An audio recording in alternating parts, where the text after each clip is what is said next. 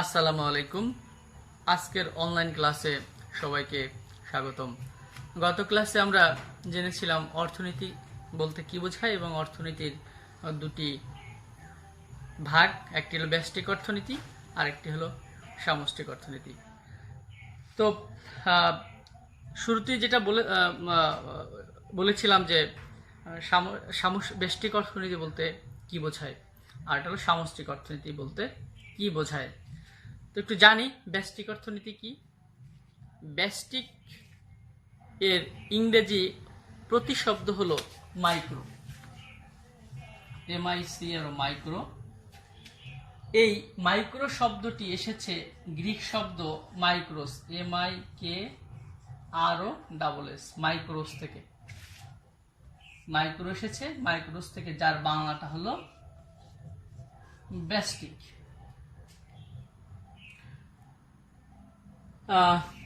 এই মাইক্রোস বা ব্যষ্টিক শব্দের অর্থ হলো গৃহস্থালাদি বিষয়াদি বা ব্যক্তি বা পারিবারিক পরিবারকে কেন্দ্র করে যে অর্থনীতি, সেটা হলো এই মাইক্রোস বলা হয়ে থাকে। এবার একটু সংজ্ঞায় আসি যে মাইক্রো অর্থনীতি, ইকোনমিক্স বা ব্যষ্টিক অর্থনীতি কাকে বলে। অর্থশাস্ত্রের যে শাখায় অর্থনীতির ক্ষুদ্র ক্ষুদ্র বিষয়, যেমন কোনো ব্যক্তি বা পরিবারের আয়, ভোগ, বিনিয়োগ, ব্যয়, সঞ্চয়, এই যে ক্ষুদ্র ক্ষুদ্র বিষয়গুলো, তবে ব্যক্তি বা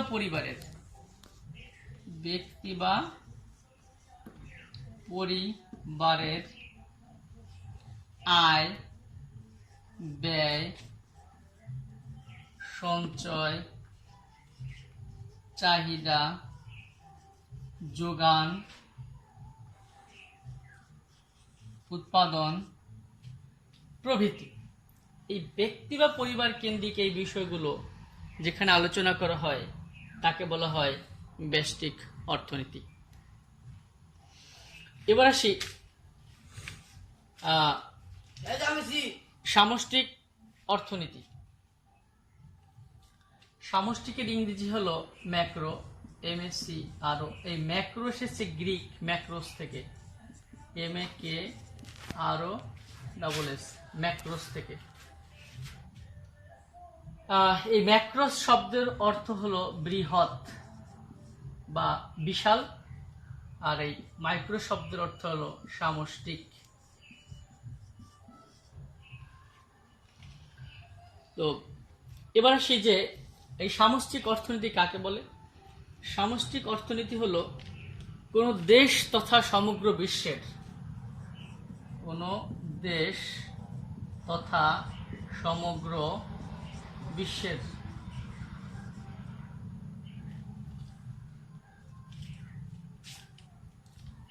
ভোগ, বিনিয়োগ, আয়, তারপরে সামগ্রিক চাহিদা, সামগ্রিক যোগান,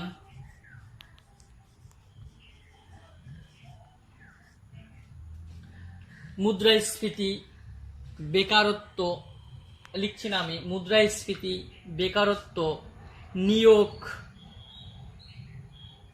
জলবায়ু পরিবর্তন, মহামারী, এই সকল বিষয় এই সামষ্টিক অর্থনীতি আলোচনা করে থাকে। তাহলে এই মাইক্রো ইকোনমিক্স এবং ম্যাক্রো ইকোনমিক্স বা ব্যষ্টিক এবং সামষ্টিক অর্থনীতির মধ্যে একটা পার্থক্য তুলে দেওয়া যায়। সেই পার্থক্যগুলো কি কি? এটি গ্রিক মাইক্রোস থেকে এসেছে, এটি গ্রিক ম্যাক্রোস থেকে এসেছে। এর অর্থ হলো ব্যষ্টিক বা ক্ষুদ্র, এই মাইক্রোস শব্দ তো ক্ষুদ্র,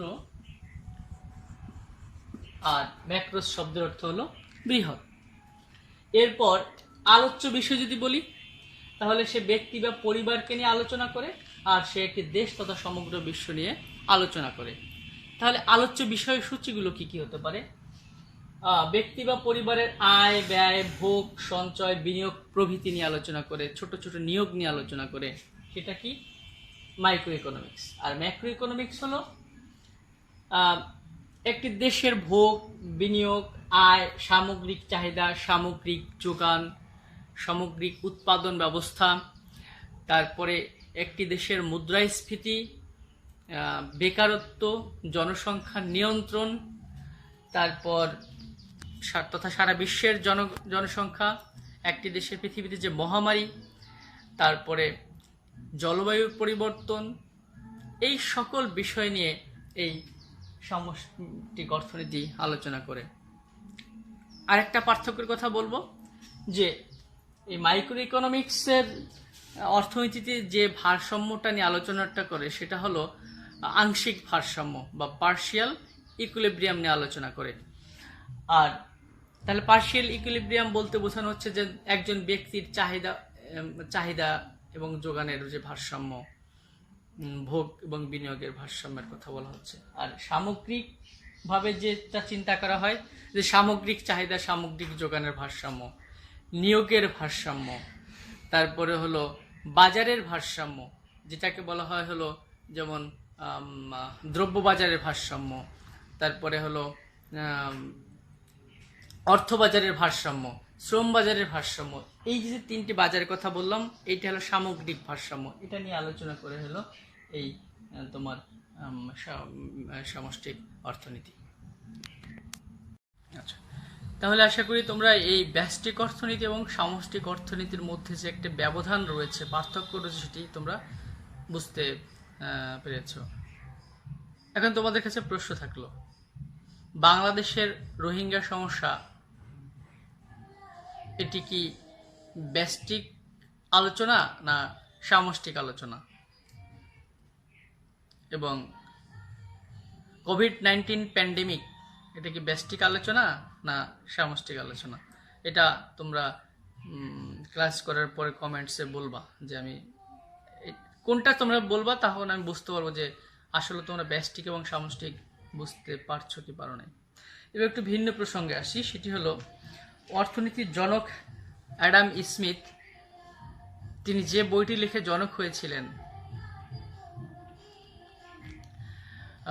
সেই বইটির নাম হলো an inquiry into the nature and causes of the wealth of nations.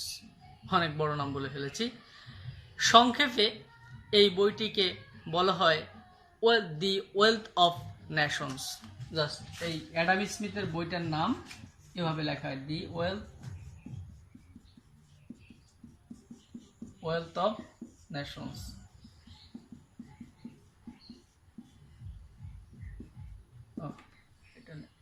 Wealth of nations. তা তোমাদের যদি প্রশ্ন আসে যে অ্যাডাম স্মিথের বইটির নাম, তাহলে দ্য ওয়েলথ অফ নেশনস বললেও হবে, অথবা an inquiry into the nature and causes of the wealth of nations, এই বইটি এই নাম বললেও হবে। এবার একটি প্রশ্নে আসি যে আমরা যে বললাম অসীম অভাব আর সীমিত সম্পদ, এটি নিয়ে অর্থনীতিতে দুটি যমজ সমস্যা রয়েছে। একটি হলো দুষ্প্রাপ্যতা, অন্যটি হলো নির্বাচন। তোমাদেরকে প্রশ্ন করা হতে পারে যে দুষ্প্রাপ্যতা বলতে কি বোঝায়, নির্বাচন বলতে কি বোঝানো হয়। এই দুষ্প্রাপ্যতা এবং নির্বাচন অর্থনীতির একটি যমজ সমস্যা।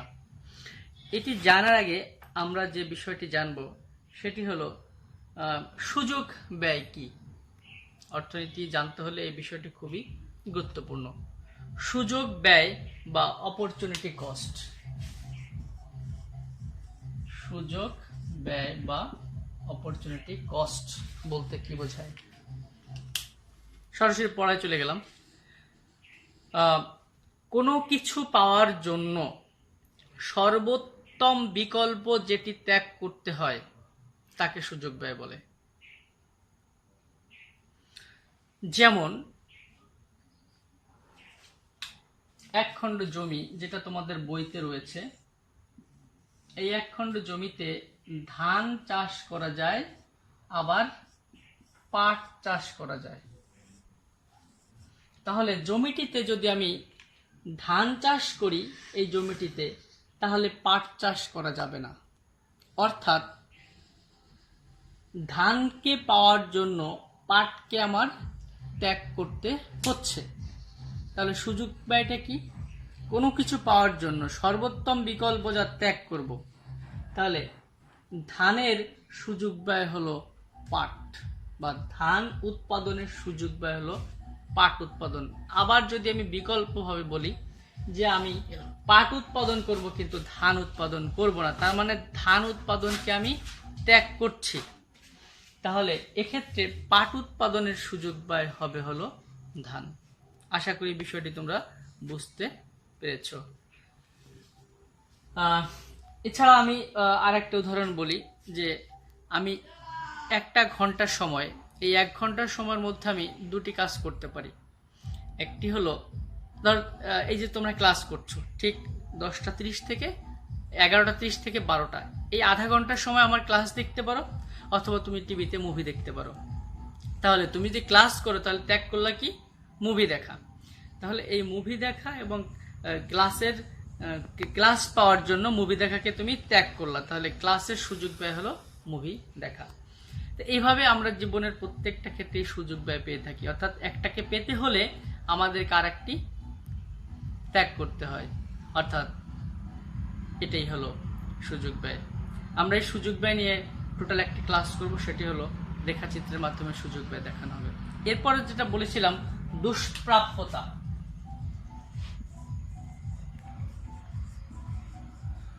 দুষ্প্রাপ্যতা বা স্ক্যারসিটি। দুষ্প্রাপ্যতা কি?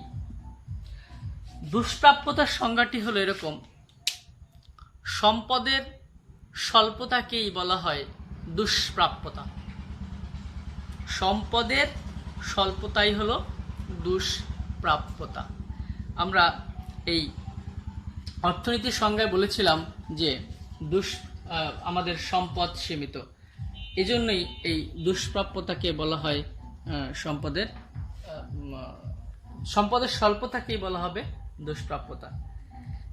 এবার আসি আমরা যে যমজ সমস্যার কথা বলেছিলাম, দুষ্প্রাপ্যতা এবং নির্বাচন। এবার নির্বাচনে চলে যায়। নির্বাচন বা চয়েস। নির্বাচন এর ইংরেজিটা হলো চয়েস। অর্থনীতিতে অন্যতম মধুর সমস্যাটার নাম হলো নির্বাচন। সমস্যা কিন্তু আমি বলছি মধুর সমস্যা। এই নির্বাচনটা হলো এরকম যে তোমার যে সম্পদ রয়েছে, যেহেতু সম্পদ সীমিত, সেই সীমিত সম্পদ দিয়ে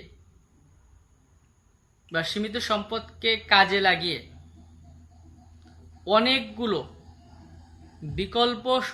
অনেকগুলো সমস্যা থাকবে, যেটার একটার বিকল্প আরেকটি। তো এই সীমিত সম্পদকে কাজে লাগিয়ে অনেকগুলো সমস্যা থেকে একটি সমস্যা পছন্দ বা বাছাই করার নাম হলো নির্বাচন। আশা করি বুঝতে পেরেছো। আমার অনেকগুলো সমস্যা আছে, সেই সমস্যাগুলোর সাথে আমার যে সম্পদ রয়েছে, সেই সম্পদ দিয়ে ওই অনেকগুলো সমস্যার কোন সমস্যাটি সমাধান করা যাবে, কোন সমস্যাটি সমাধান আগে করলে সর্বাধিক কল্যাণ পাওয়া যাবে, এই যে সমস্যাগুলো থেকে একটি সমস্যা বাছাই করার নামটি হলো নির্বাচন। তাহলে নির্বাচন এবং দুষ্প্রাপ্যতা কিন্তু একটার সাথে আরেকটা সম্পর্কযুক্ত। কারণ আমরা দুষ্প্রাপ্যতায় বলেছি সম্পদ সীমিত, আবার নির্বাচনে বলছি সেই সম্পদ থেকে আমার অনেকগুলো সমস্যা থেকে অগ্রাধিকার ভিত্তিতে বা সর্বাধিকভাবে প্রাধান্য দিতে হবে সেই সমস্যাটাকে, যে সমস্যার এই সম্পদ দিয়ে সমাধান করা যাবে। অনেক কঠিন কথা বলে ফেলেছি। তাহলে আমরা দুষ্প্রাপ্যতা এবং নির্বাচনটা বুঝলাম। এবার আমরা আসব যে অর্থনীতিতে মৌলিক সমস্যা কয়টি এবং কি কি। অর্থনীতিতে তিনটি মৌলিক সমস্যা রয়েছে। একটি হলো হোয়াট টু প্রডিউস, কি উৎপাদন করা হবে, হাউ টু প্রডিউস, কিভাবে উৎপাদন করা হবে, এবং ফর হুম টু প্রডিউস, কার জন্য উৎপাদন করা হবে। এই তিনটি সমস্যাকে অর্থনীতিতে মৌলিক সমস্যা বলা হয়। তো আজকে এ পর্যন্তই, আবার আমরা অন্য একটি ক্লাস নিয়ে অন্য একদিন হাজির হব। সবাই ভালো থেকো, সুস্থ থেকো।